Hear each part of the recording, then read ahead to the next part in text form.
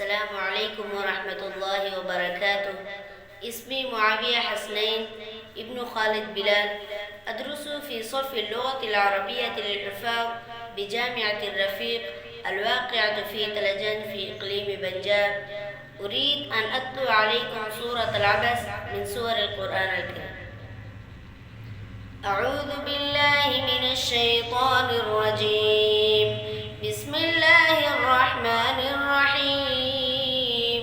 عبس وتولى أن جاءه الأعمى وما يدريك لعله يزكى أو يذكر فتنفعه الذكرى. أما من استغنى فأنت له تصدى وما عليك ألا يزكى. وأما من جاءك يسعى وهو يخشى فأنت عنه تنهى.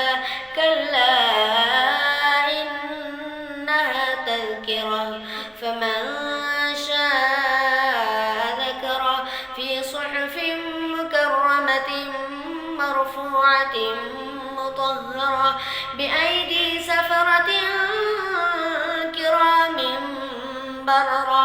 قتل الإنسان ما أكفره من أي شيء خلقه من نطفة خلقه فقدره ثم السبيل يسره ثم أماته فأقبره ثم إذا شاء أنشره.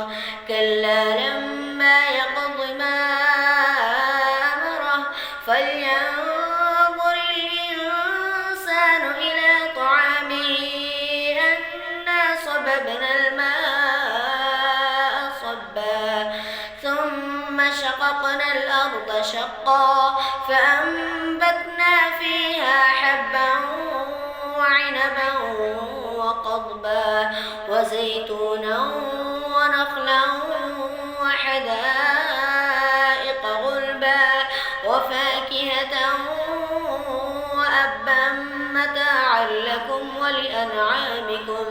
فإذا جاءت الصاخة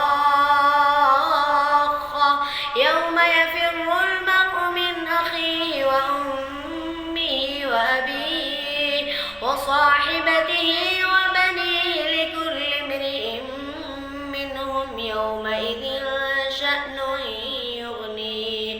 وجوه يومئذ مسفرة ضاحكة مستبشرة ووجوه يومئذ عليها غبرة ترهقها قترة. أولئك هم الكفرة الفجرة. صدق الله